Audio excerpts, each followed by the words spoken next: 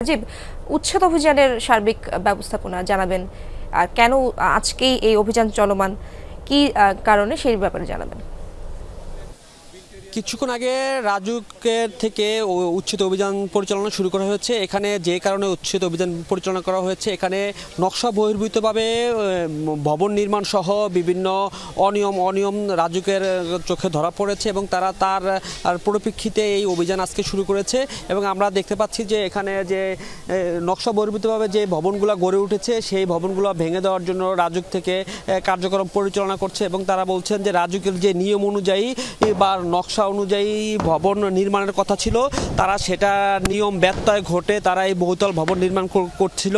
এবং এই ধরনের বহুতল ভবন নির্মাণের ক্ষেত্রে রাজুকের নিয়ম না মানার কারণেই এই ধরনের অভিযান পরিচালনা করেছে। আমরা যদি এখানে নির্বাহী ম্যাজিস্ট্রেটের সাথে একটু আমরা কথা বলেছেন, আসলে এখানে আপনারা কি পেয়েছেন, আপনার সমস্যা পেয়েছেন এখানে যদি একটু কথা।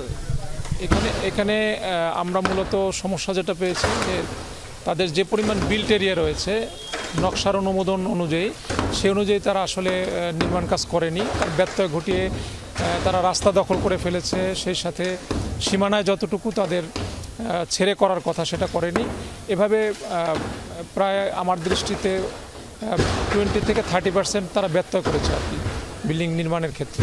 তো আমরা এগুলো কারেকশন করব। এখানে আমরা মালিককে খুঁজছি, যদি না পাওয়া যায় সেক্ষেত্রে আমরা তাদের মিটার ডিসকানেক্ট করব। আমাদের সাথে বিদ্যুৎ বিভাগের লোক রয়েছে, ওনারা ডিসকানেক্ট করে ফেলবেন।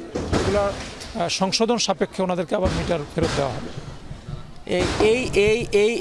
এছাড়াও অন্য যে ভবনগুলো এইভাবে ব্যত্যয় ঘটে তারা বিল্ডিং তৈরি করছেন, তাদের ব্যাপারে একই ব্যবস্থা নেওয়া হবে বলে তারা জানিয়েছেন। ধন্যবাদ আপনাকে। এই অভিযান চলবে। ধন্যবাদ আপনাকে রাজীব।